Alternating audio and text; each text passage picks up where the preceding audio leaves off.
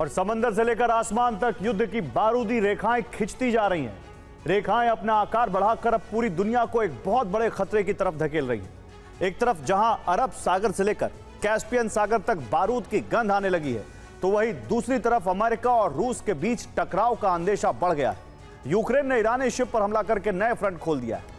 अब अगर ईरान ने अपनी लॉन्ग रेंज मिसाइलों से यूक्रेन पर काउंटर अटैक किया, तो यह संघर्ष सिर्फ दो देशों की लड़ाई नहीं रहेगा, बल्कि एशिया से लेकर यूरोप तक ऐसा चक्रव्यूह तैयार होगा जिसमें हर ताकतवर देश का फंसना तय।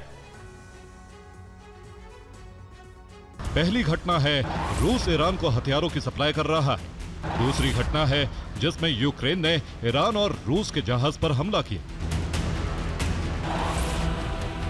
ईरान की तरफ से दावा किया गया है यूक्रेन ने यूएन चार्टर के आर्टिकल 2(4) का उल्लंघन किया है। इससे युद्ध का विस्तार होना तय।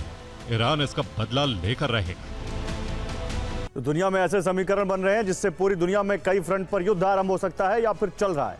आपको हम युद्ध का ऐसा चतुर्भुज दिखा रहे हैं जिसमें युद्ध के 4 फ्रंट हैं। ये चारों फ्रंट समंदर में। पहला फ्रंट कैस्पियन सागर में है, जिसमें रूस और ईरान के शिप पर यूक्रेन ने हमला किया है। इसके बाद दूसरा फ्रंट काला सागर में है, जहां रूस यूक्रेन के एक दूसरे पर हमले हो रहे हैं। तीसरा फ्रंट अरब सागर में है, खुला हुआ है, जहां पहले से ही अमेरिका और ईरान एक दूसरे से भिड़ रहे हैं। हालांकि 13 दिन बाद अमेरिका ने हमले रोक दिए, जो कभी फिर शुरू हो सकते हैं, कभी भी। और चौथा फ्रंट है लाल सागर, जहां हूती और सऊदी अरब में टकराव बढ़ता जा रहा है। सऊदी अरब ने हूती के ठिकानों को खत्म करने के लिए यमन में ग्राउंड ऑपरेशन शुरू कर दिया है। इन चारों फ्रंट के खुलने से आशंका है कहीं इसका विस्तार तीसरे विश्व युद्ध का आगाज ना कर दे। अगले हफ्ते ज़ेलेंस्की और ट्रंप की मुलाकात होनी है, जिसमें हथियारों को लेकर बड़ा करार हो सकता है। मीडिया रिपोर्ट्स में दावा है कि यूक्रेन हथियार लेने के लिए ही आक्रामक हो रहा है। इसी वजह से कैस्पियन सागर में ईरान के जहाज पर हमले किए। ऐसी भी चर्चा है कि यूक्रेन ईरान के खिलाफ सीधे जंग में उतर सकता है, जिससे अमेरिका की मदद की जा सके। इसके बदले में वो रूस के खिलाफ अमेरिका की खुलकर मदद चाहता है। और यूक्रेन ने दावा किया है कि रूस ईरान में कई सीक्रेट करार हुए हैं, जिससे ईरान पहले से कहीं ज्यादा हमले कर रहा है। ऐसा माना जा रहा है पहले करार में रूस ईरान में हथियारों की सप्लाई कर रहा है। दूसरे करार में रूस से सस्ते और हल्के कामिकाजी ड्रोन ईरान भेजे जा रहे हैं, जिनसे ईरान अमेरिकी सैन्य ठिकानों पर सटीक हमले कर रहा है।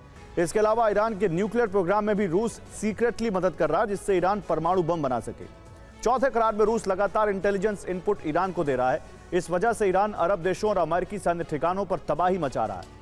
पांचवें करार में रूस ईरान को सैटेलाइट डेटा दे रहा है, जिससे वो अमेरिकी सैन्य ठिकानों की सही जानकारी लेकर हमले कर रहा है।